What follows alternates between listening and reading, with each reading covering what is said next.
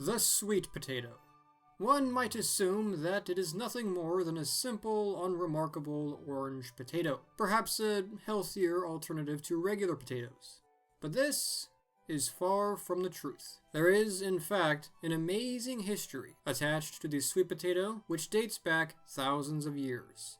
It has played a role in defining history by helping to shape the fate of nations. It has also played a role in redefining history by serving as evidence that someone reached the Americas in between the Vikings and Columbus.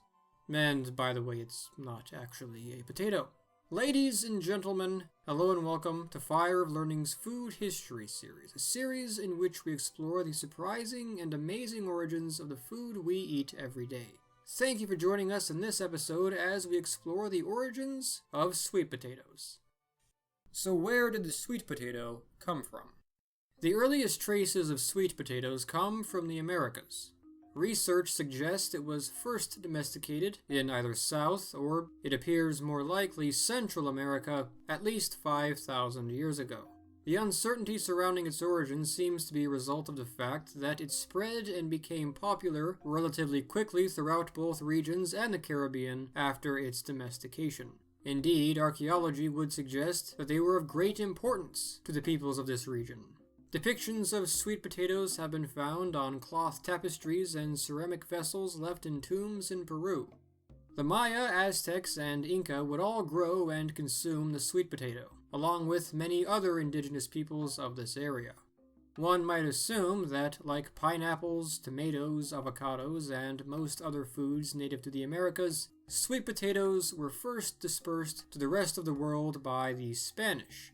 However, fascinatingly, it would appear that someone else lifted them from their home region and spread them to distant lands before the Europeans. These were the Polynesians. The Polynesians are a subgroup of the Austronesians. The Austronesians are a group that emerged on the island of Taiwan, and, starting around 3000 BC, began to expand outwards across the vast Pacific and Indian Oceans. Gradually, over the course of thousands of years, the Austronesians would not only colonize much of maritime southeastern Asia, such as modern-day Indonesia and the Philippines, but even reach mind-bogglingly distant lands. They would colonize the island of Madagascar, and become the first humans to colonize places like New Zealand and Hawaii. It has long been wondered just how far they ventured. Did they, perhaps, venture east of Hawaii, reaching the Americas before Columbus? Sweet potatoes would suggest probably yes. Fascinatingly, the sweet potato was present on a number of Pacific islands prior to European contact. When the British, for example, became the first Europeans to reach Hawaii in 1778, they found sweet potatoes were already a staple food of the indigenous inhabitants. The crop was even connected to their religious beliefs. Radiocarbon dating has demonstrated that sweet potatoes were in Polynesia sometime between 1000 and 1400 AD. The exact dates are still debated.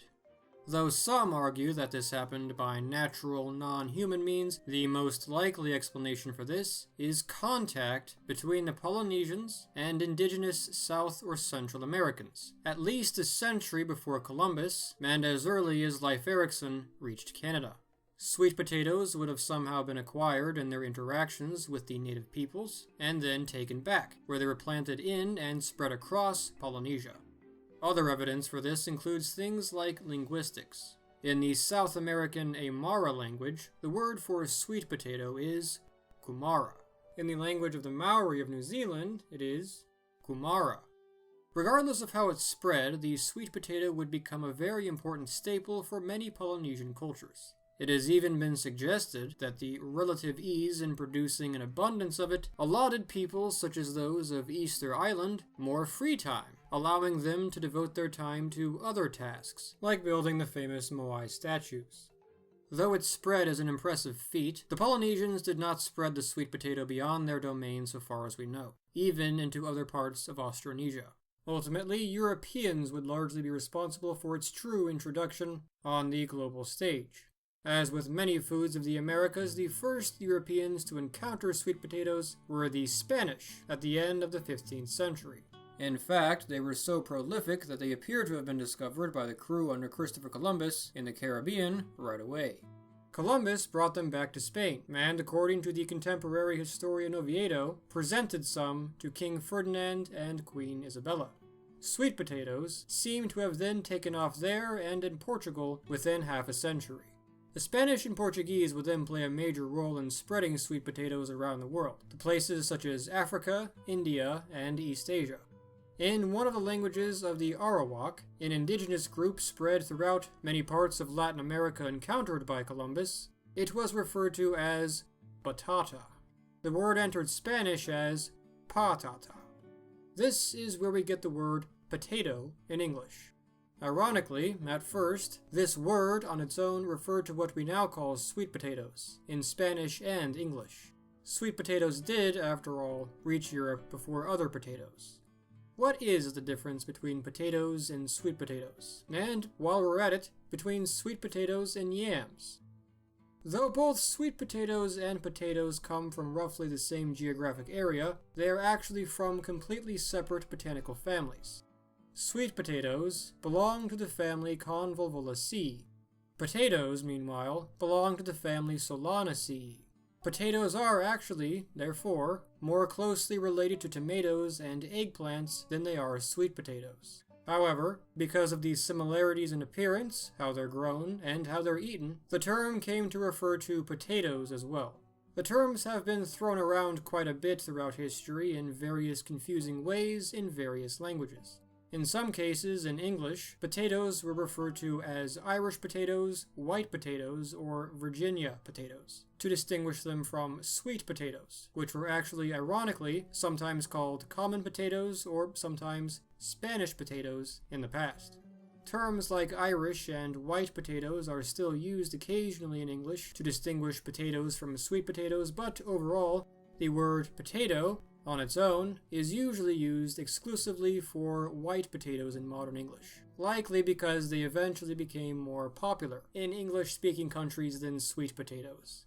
The term sweet potato came into common use around the 1740s. So then what are yams?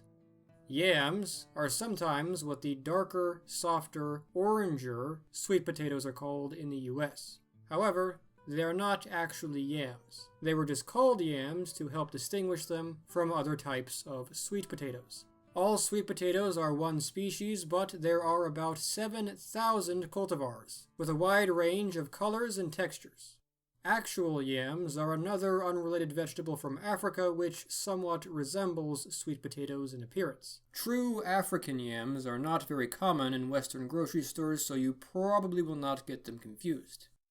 Ladies and gentlemen, I hope you are enjoying this presentation so far. I'd like to interrupt for a moment, though, to mention that I've just done a History of Christmas documentary in which I explore the origins of the holiday. If you'd like, come check that out when you're done here. In the late 16th century, sweet potatoes reached China.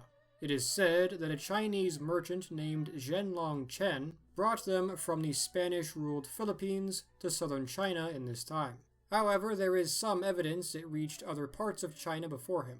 Regardless, in the area of Fujian, a region in southern China, they would catch on quickly thanks to him and his son. In the year 1594, a famine struck this area, and the governor ordered that sweet potatoes be grown to help fight against it. The Chinese would come to call it Jin Shu, the golden root. Sweet potatoes would slowly spread throughout a number of other areas in Asia as well, remaining popular in places like Japan to this day. Meanwhile, sweet potatoes would continue to spread in other regions as well, such as Europe and Anglo-America. Sweet potatoes prefer long, warm growing seasons, which made growing them in northern Europe more difficult. Failures in growing them in both England and Belgium are even specifically recorded by contemporaries. However, regardless, they were imported to the north from countries like Spain and quickly integrated into the diets of the upper classes of northern European society, England in particular. Shakespeare mentions them in The Merry Wives of Windsor, and King Henry VIII was known to have especially liked them.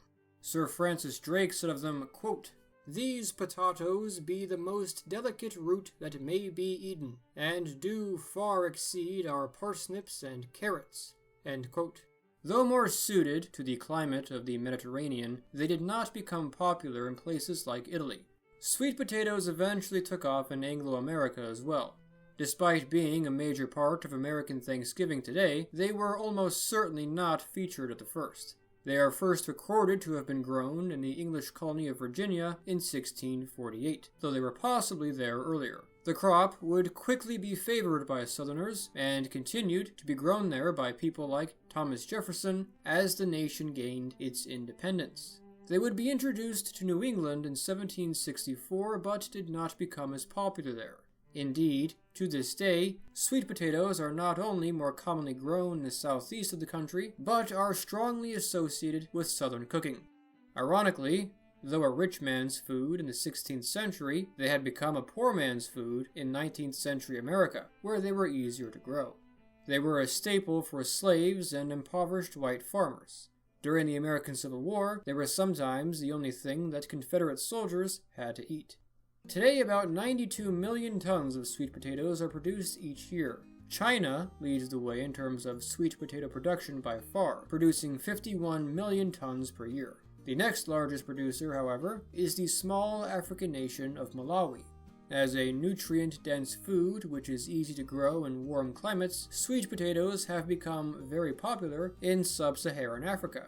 The sweet potato is often dwarfed in fame by its pseudo-cousin, the white potato, especially in the Western world. Regardless, it remains a very popular and valued food across the world, as it has been since its first use many thousands of years ago. She's like, "So whatever. You could do so much better. I think we should get together now. And that's what everyone's talking about. Hey, you, I don't like your girlfriend. No way. I think you need a new one. Hey, you, I could be your girlfriend.